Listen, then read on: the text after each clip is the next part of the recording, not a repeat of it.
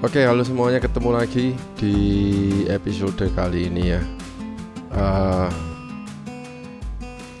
Hari-hari ini lagi apa ya istilahnya ya? Banyak itu apa itu sedang hype-nya tinggi-tingginya, yaitu menyambut East Java Journey tahun depan ya, yang dimulai maju 1 minggu dari tahun 2025, yaitu startnya tanggal 2 Februari. Oke, sebelum kita ya, episode ini sebetulnya tidak membahas tentang East Java Journey ya, tapi membahas tentang bagaimana sih seorang cyclist itu kok bisa, bukan tiba-tiba, tapi bisa-bisanya dia itu bersepeda sekian ribu kilometer dengan segala bekal secukupnya, hanya mengandalkan dirinya sendiri dan sepedanya, serta bagaimana dia mengolah lingkungannya, kondisi badannya dan lain-lain ya, untuk bisa survive atau bisa sampai ke titik finish. Tergantung eventnya ya. Kalau misalnya ada event yang tidak ada cut off time ya finish. Kalau ada cut off time-nya ya finish sebelum cut off time dan sebagainya ya. Pokoknya bagaimana seorang cyclist itu kok bisa ya dia mempunyai kemampuan seperti itu ya, bersepeda berhari-hari, berjam-jam di atas sadel, tidak peduli kondisi macam apa, hujan kek, kering kek, panas kek ya. Mungkin kalau misalnya di belahan dunia sana 4 musim ya, ada salju kek, ada apa, badai kek. Tapi kita nggak akan bicara seluas itu ya. Hanya dalam konteks kita di Indonesia 2 musim bersepeda di lingkungannya ya Indonesia. Lebih sempit lagi karena Indonesia itu negara kepulauan dan saya sendiri berada di Pulau Jawa, khususnya di Jawa Timur ya. Saya membicarakan tentang yang di Jawa Timur aja gitu. Luas sekali kalau misalnya kita bicara soal Indonesia ini ya. Oke, saya tidak tahu kondisi Anda gimana ya. Masing-masing orang dengan pernah punya keunikan sendiri-sendiri ya. Dari wawancara saya bersama juara-juara ultra cycling, yaitu Zidan, Kibar, itu bisa dicabut benang merah ya. Benang merahnya itu ada begitu loh ya, yaitu benang merahnya itu adalah orang-orang yang pertama adalah pasti suka adventure ya, kedua ya pasti suka bersepeda, ketiga dia merasa mempunyai kekuatan ya, endurance-nya itu. Kalau kita bicara tentang kedua cyclist ini, Kibar dan Zidan ya, kita pasti berbicara tentang performance ya, karena mereka hebat sekali ya. Terus mereka mungkin betah penderitaan ya, sangat betah sekali. Orang-orang yang nggak mengeluh dalam keadaan sesulit apapun, nggak mengeluh ya, tapi push on gitu loh. Push and push and push and push. Ya itu. Ya, sudah berapa tadi? Ya. Suka jalan-jalan, adventure. Ya, mempunyai daya ingin tahu yang sangat luar biasa besar itu. Terus mempunyai kekuatan di dalam dirinya. Dia sadar bahwa badannya itu punya fisik yang istilahnya talenta dari Tuhan ya. Yaitu fisiknya itu kuat. Kuat di sini bukan kuatnya Adirai ya. Beda. Kuatnya itu adalah kuat endurance, endure itu ada bertahan. Jadi endurance-nya itu tingkat daya tahan pertahanan tahan itu kuat sekali gitu, besar. Ya, kita nggak usah ngomong kuat lah, tapi besar, endurance-nya itu besar sekali, level endurance-nya itu tinggi. Betah menderita ya itu. Nah, itu kalau Kibar dan Zidan ya. Ya kita kesampingkan dulu. Nah, bagaimana dengan orang-orang normal yang kayak saya, kayak Anda gini ya? Apakah ada bahwa kita ini yang orang-orang normal itu enggak bisa? Ya bisa saja. Nah, kalau bicara tentang bisa, lo terus tanda-tandanya itu apa bahwa kita ini bisa, ya kan? Ya, tanda-tandanya itu apa? Ya, ingat tahun lalu EJJ yang 1.500 itu tidak ada orang yang sangka saya ikut 1.500. Bahkan Mas Asrul pun menyangka bahwa paling 600. Ternyata 1.500 yang saya ikuti. Gitu. Ya tentunya kan sebelum saya menuju dan berani ke 1.500 kan saya pasti mengukur kemampuan saya sendiri ya di mana.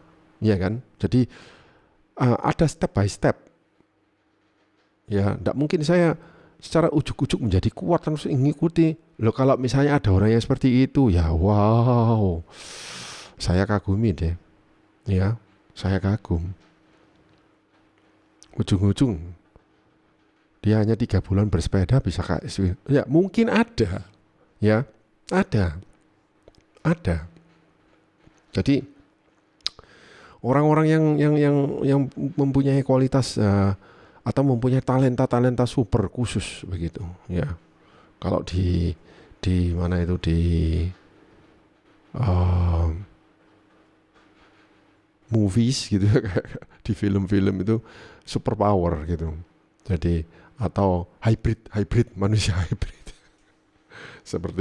seperti apa itu komik Marvel atau apa werewolf atau apa gitu ya yang manusia biasa bisa keluar taringnya begitu, itu dia itu hybrid. Ya, ternyata ada juga manusia-manusia yang seperti itu. Ada manusia yang unbreakable. Dia jatuh bolak-balik tapi tak pernah patah tulang, tak pernah cedera. Ya toh. Dia mengalami penderitaan yang begitu hebat, berdiri terus, ya. Jatuh bangun, ya itu. Oke. Nah, orang-orang biasa itu tentunya ya karena tidak mempunyai talenta khusus, tapi sebetulnya ada. Kita aja yang nggak menyadarinya, ya. Jadi kalau saya ceritakan bagaimana saya itu bisa melangkah sampai situ, ya pasti Anda tahu sendiri dari video-video saya 6 tahun yang lalu, ya. 6 tahun yang lalu pertama kali saya membuat video dan Anda telusuri bahwa saya ini di video-video saya ada perjalanan video yang misalnya video perjalanan yang misalnya 200 kilo, 300 kilo, 500 kilo, 600 kilo, ada semua di video saya itu. Tapi sebelum zaman saya membuat video itu saya sudah melakukan sepedaan yang endurance itu sudah puluhan kali sudahan. Ya bersama grupnya Mas Asrul ini. Ya Asrul Ananda, School of Suffering itu. Ya. Awalnya sepedaan ya saya enggak kuat. Tanjakan Surya aja saya enggak kuat. Tapi saya latihan dan menjadi kuat dan bisa, 100 km bisa, 150 km, 100 km bisa, 200 kilo, 200 kilo bisa, nyoba 300 kilo, 300 kilo ya juga sukses, dan sebagainya, dan sebagainya, dan sebagainya. Sampai pada waktu kita berpisah, karena Mas Asrul sudah menangani Persebaya itu sehingga dia agak vakum lama, ya. Akhirnya kita semua berpencar, saya pencar diri sendiri. Tapi saya tidak berhenti dalam mencari endurance-nya itu. Saya tetap, walaupun saya sendiri, saya lakukan itu 300 kilo, 360 kilo, malah solo riding. Nah, disitulah akhirnya saya jatuh cinta dengan solo riding, ya. Yang tadinya group riding 300 kilo, kemudian solo riding. Saya coba memberanikan diri solo riding 360 kilo. Kok bisa ya? Ya, perjalanan saya misalnya Surabaya, Malang Selatan, Sendang Biru, itu ada videonya itu. Ada videonya, nggak tahu tahun berapa itu yang saya pakai sepeda Giant Silver, Giant DCR Advance Pro, yang warnanya silver blue itu. Sendirian itu saya. Ya unsupported apa-apa, wes pokoknya sendirian. Nah, dari situ saya nanjak ke 500 kilo, yaitu Surabaya Banyuwangi, bersama 3 orang teman, ya. Terus dari situ lagi 600 kilo Surabaya Banyuwangi juga, tapi melewati Jember Gumitir gitu. Dan setelah 600 kilo itu langsung ke 1500 km EJJ kemarin ini, ya. Jadi step-stepnya itu ada bekal, ya. Jadi itu adalah bekal untuk kita mengisi baterai ini loh. Baterainya itu tambah suwe tambah gede gitu.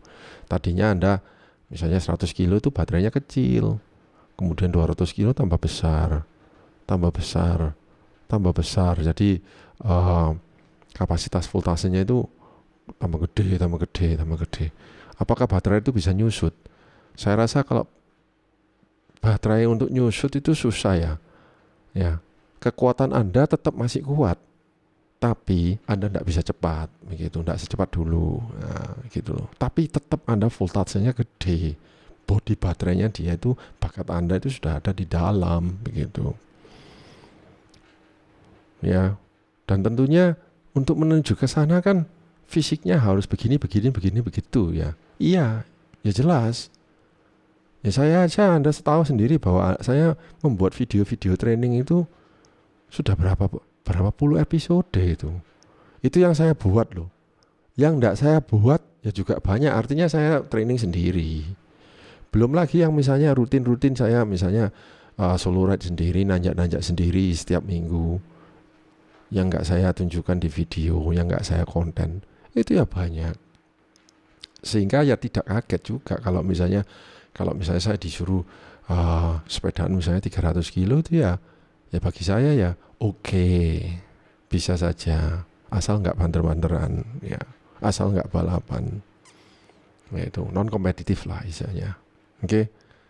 Nah, di situ kan misalnya Anda pasti tanya bagaimana dengan begini, tidur di mana dan mana. Oke. Sebetulnya kalau misalnya itu saya buat di satu episode ini ya pasti panjang, tapi saya akan coba mengkompilasi semuanya, ya.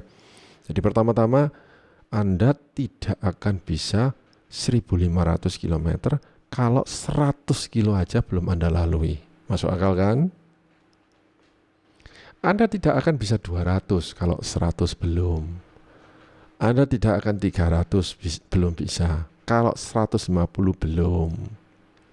Anda tidak akan bisa 500 kalau 250 aja belum. Apalagi 1000, jangan dipikir kalau 200 km aja Anda belum bisa. Percuma Anda hanya ikut untuk hype tok, tapi habis itu separuh jalan protol gitu. Kecuali memang Anda ingin merasakan gimana dan Anda punya uang dan waktu, silakan. Tidak ada yang larang. Oke.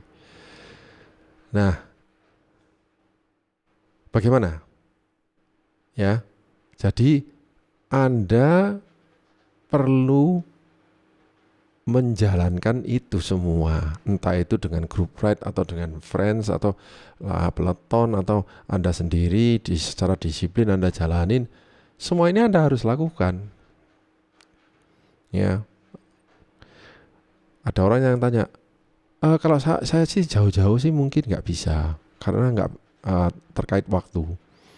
Saya bisa 100 setiap hari, 7 hari. Dalam seminggu saya lakukan 100. Silakan. Ada orang yang nyicil. Kecil-kecil tapi dicicil. Silakan. Tapi saya nggak menjamin nanti Anda bisa 300. Karena begitu Anda ke 300, itu feel-nya beda. Jadi daripada Anda overconfidence bahwa saya setiap minggu 7 hari seminggu saya sepedaan 100 kilo, tiba-tiba saya ikut yang 300 kilo, itu saya masih ragu, 50-50 artinya antara Anda lulus atau enggak, itu ragu 50-50. Kenapa? Karena dari 100 nanjak ke 300 itu feel-nya dan semuanya sudah beda, penderitaannya sudah beda, rute parkour dan kondisi sudah beda. Dari jam ini ke jam itu, dan ke jam itu kondisinya lain-lain. Dan badan Anda perlu tahu adaptasinya itu bagaimana.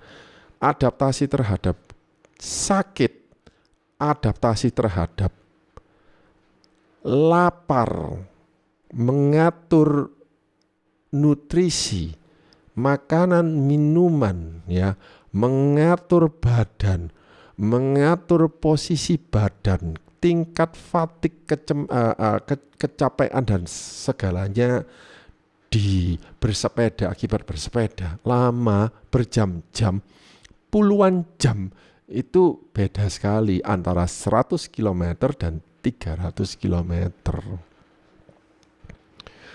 Ya, Anda bisa sesumber, saya 7 kali 100 kilometeran. Iya, tapi kan dari sana terus menuju pulang. Lah kalau Anda 300 kilo, ya 200 kilo itu Anda masih jauh di sana. Jauh di situ, belum sampai rumah. Gimana rasanya? Ya, itu. Ya. Itu. Terus sekarang begini. Ada pertanyaan begini. Manusia ini sebetulnya maksimal tuh bisa berapa kilo sih dalam 24 jam bersepeda? Ya, saya nggak tahu juga. Kemampuan masing-masing beda. Kalau misalnya Anda lihat di YouTube banyak yang bisa 500 km kurang dari 24 jam. Ya, saya rasa Dan bisa menempuh 500 km. Saya tanyai, Dan kamu bisa Surabaya Banyuwangi berapa jam? Surabaya Banyuwangi itu 300 kilo, dia bisa tempuh dalam start jam 5 misalnya, jam 6 pagi, dia bisa sampai jam 2. Wow, 6, 7, 8, 9, 10, 11, 12, 1, 2, 8 jam dia sudah sampai. Nah kalau 300 dibagi 8 jam, ya 300 dibagi 8 jam itu berapa? Kecepatan dia itu sudah mendekati 30 kph per 8 jam itu. Mendekati 30 kph. Saya aja waktu survei dengan Mas Asrul, nyampenya itu jam 5 sore. Jam 5 sore dia 3 jam lebih cepat dari kita. Padahal kita berpeloton, dia single. Ya itu. Itu dalam 1 hari. Hari keduanya mungkin kita sudah kalah jauh lagi karena dia masih mampu segitu. Ya, masing-masing orang punya beda-beda. Oke, ada pertanyaan gini. Oke. Memang kita tahu keunikan masing-masing individu, ya. Individu itu unik. Tapi tidak adakah patokan bahwa sehari itu bisa berapa kilo? Ya. Ya, misalnya secara orang-orang yang sudah mengerti audax dan macam-macam ini lewat pengalaman empiris. Saya juga membuat episode kali ini ya sebetulnya berdasarkan pengalaman empiris saya, ya. Empirical, ya, bukan data collection apa-apa, enggak. Saya enggak scientific, tidak ilmiah karena saya enggak melakukan riset. Jadi semua berdasarkan pengalaman saya. Oke. Pengalaman saya mampu melakukan 360 km dalam 14 sampai 15 jam. Yaitu saya start jam 5.30 pagi dan saya masuk rumah sekitar jam 10 malam. Itu berapa jam itu?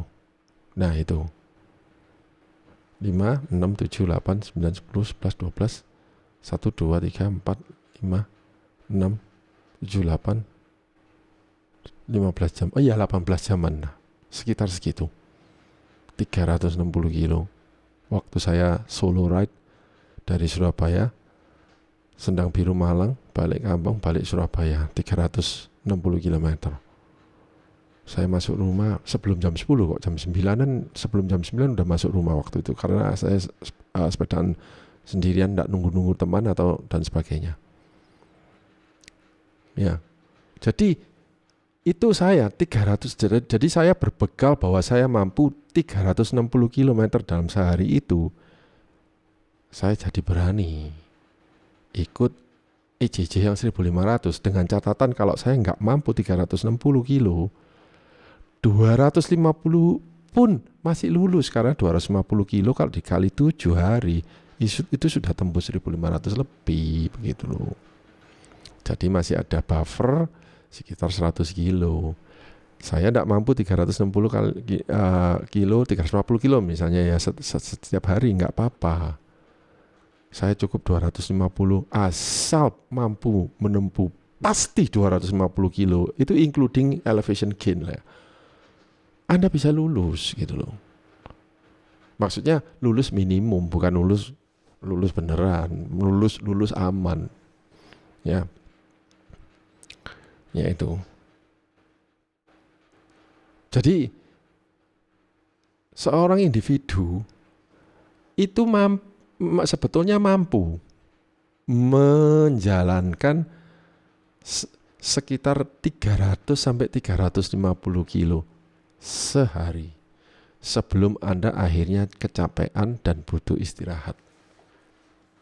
Kecapean dan butuh istirahat, artinya recovery untuk hari berikutnya, yaitu tidur, yaitu.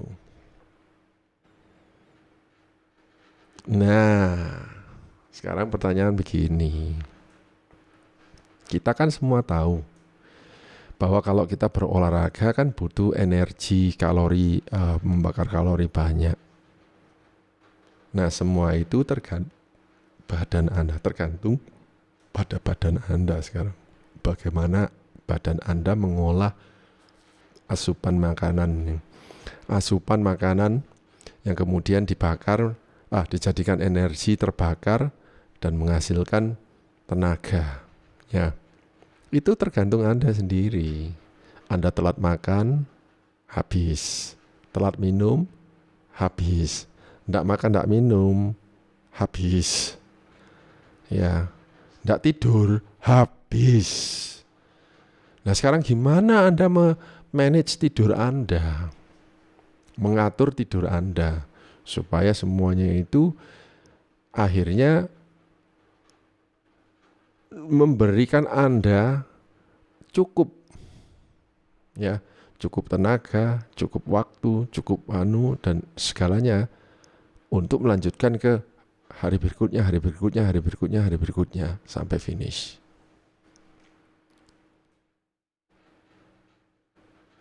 Nah, ada orang yang misalnya betah nggak tidur, ya silakan. Karena istilahnya mending aku hutang sampai hari keberapa, atau tak hutang semua 7 hari, aku benar-benar menyiksa diri sendiri, tapi setelah event selesai saya akan tidur ndak bangun-bangun puluhan jam. Ada yang gitu. Jadi setelah event, wah orangnya itu bisa tidur sehari itu 14 jam, 20 jam ndak bangun-bangun, sampai misalnya 4-5 hari ke depannya itu. Karena dia berhutang tidur sebegitu lama. Ya, tapi ada orang yang tidurnya dicicil. Nggak apa-apa deh, saya berhenti tidur. Saya tidur 45 menit aja cukup untuk memberi saya tenaga lagi. Ada. Ya, ini nanti saya akan buat episode khusus ya. Nanti judulnya tidur. Nanti ya. Tidur. Pilih yang mana. Itu nanti episode selanjutnya. Ya. Sleep management. Nutrition management. Ya. Belum lagi bike management. Manajemen sepeda. Sepeda Anda gimana? Sudahkah Anda kenal dengan sepeda Anda sendiri secara geometri, secara komponen, secara aksesoris, termasuk apa aja yang Anda mau bawa, tas apa, aksesoris lampu-lampu apa sebagainya. Ya. Termasuk misalnya kalau misalnya Anda bisa nggak repair sendiri, misalnya kalau ganti ban sendiri dan macam-macam. Itu kan basic ya, itu pengetahuan yang skill yang harus Anda punya, yaitu ganti ban itu.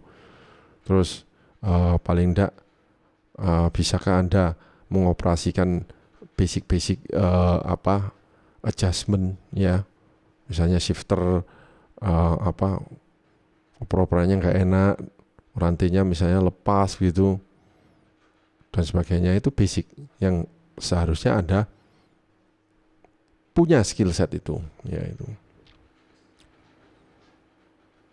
Ya. Terus belum lagi, jangan lupa juga diri Anda sendiri. Anda ini nantinya kan enggak mungkin Anda punya kemewahan seperti Anda di rumah sendiri, enggak mungkin.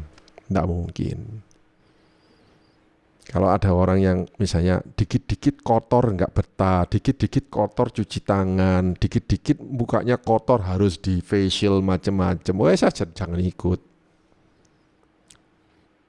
Dikit-dikit rambutnya kena debu ini aja nggak betah, harus ke salon. Jangan ikut. Dikit-dikit merasa nggak enak di baju, dikit-dikit celananya ceket, becek, basah, bau, nggak betah, ya jangan ikut, jangan deh, ya.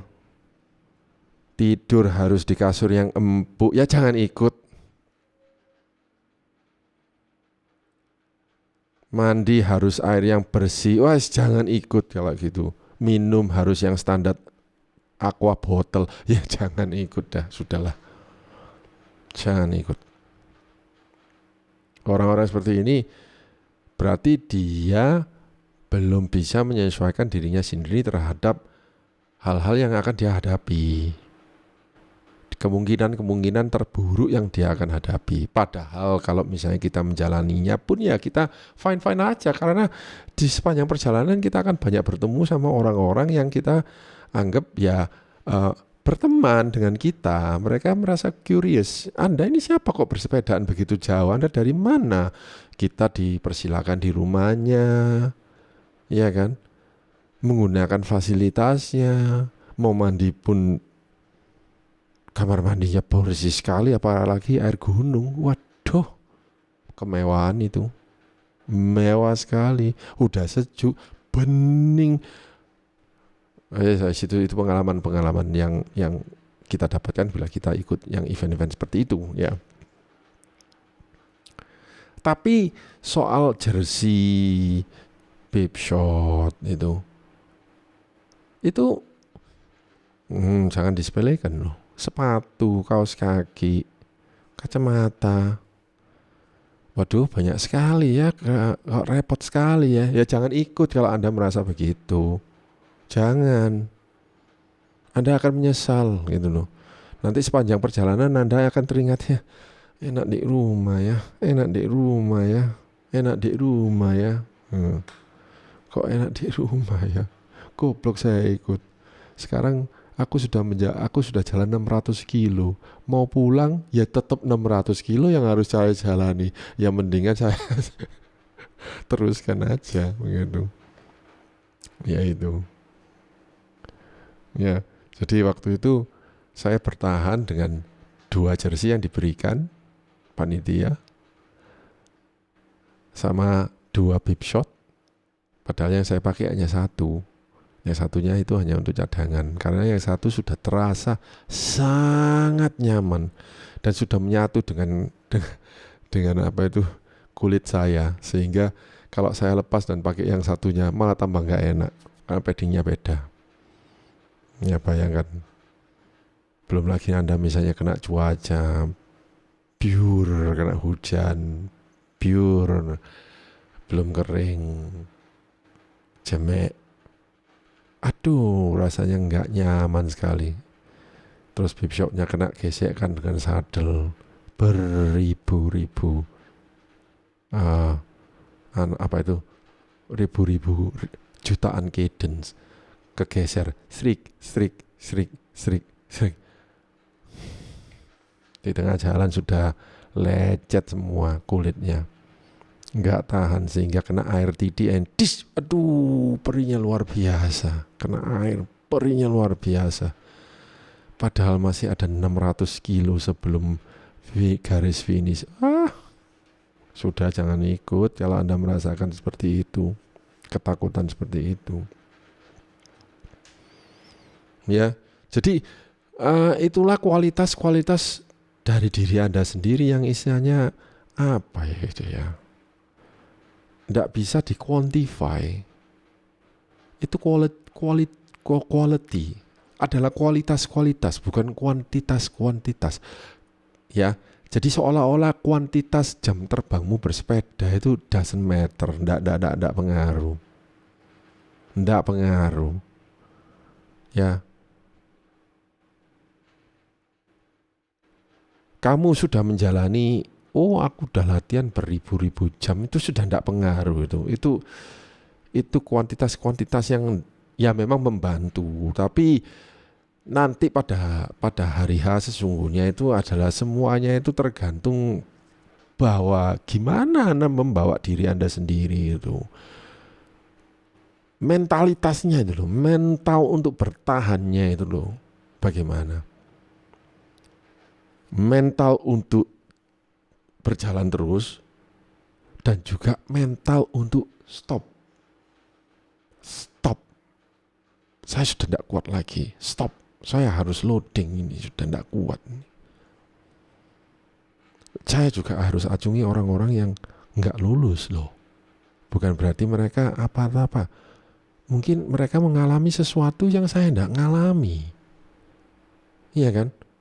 Dia nggak lulus karena mungkin sepedanya dia ada apa kek ya, bocor balik kek, sehingga apa deh dia nggak bawa ini kek dari perjalanannya terganggu sampai sekian puluh kali, padahal yang lainnya mulus tidak mengalami hal yang dialami oleh cyclist itu.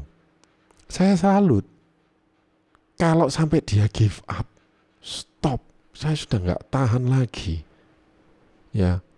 Bukan pencobaan loh ya, tapi kemalangan derita yang saya hadapi sepanjang jalan itu bertumpuk terakumulasi sampai membuat saya sudah harus angkat tangan, stop, selesai, terima kasih. Wah, saya salut. Oke. Anda tetap yang Anda juga hebat karena Anda sudah ikut event tersebut. Ikut itu aja sudah butuh mental yang kuat. Oke. Jadi kalau misalnya Anda tadi dengar cerita saya dari menit 0 sampai sekarang, ya apa, ayo menghancurkan iman dan mental Anda atau gimana?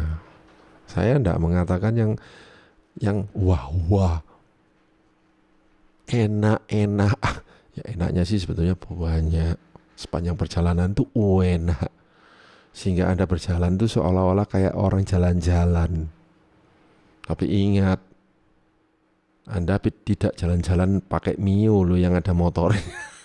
Anda jalan-jalan pakai motor kaki Anda sendiri.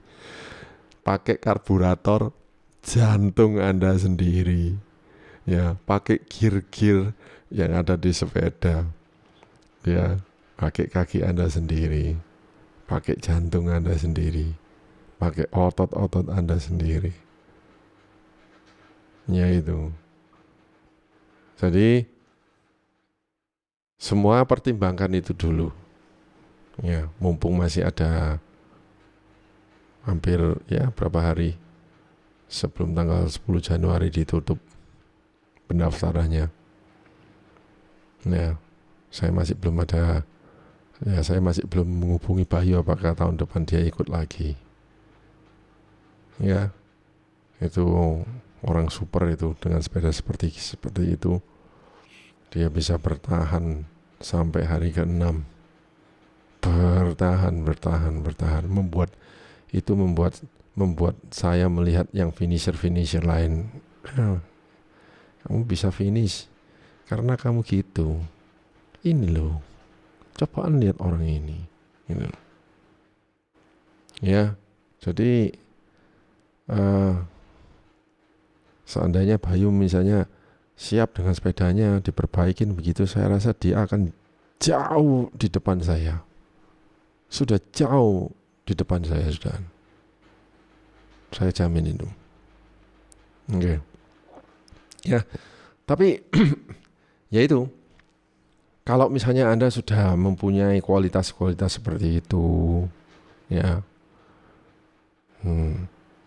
dan Anda merasa bahwa sekarang ini waktunya saya berada di peak performance sebetulnya.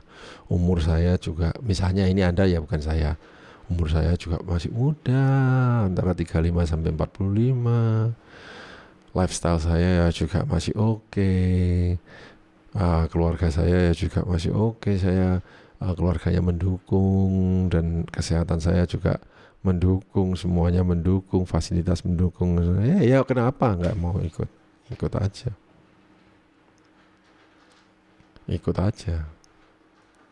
Gitu. Oke. Jadi episode kali ini ya event ultra siapkah? Nah itu, mau ikutan event ultra siapkah? Ya. Oke.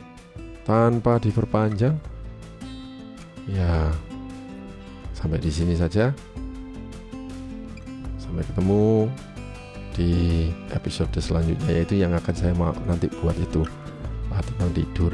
Ya, apakah Anda nyicil atau tidur blegsrek? Nantikan episode berikutnya. Ya, sekian, terima kasih.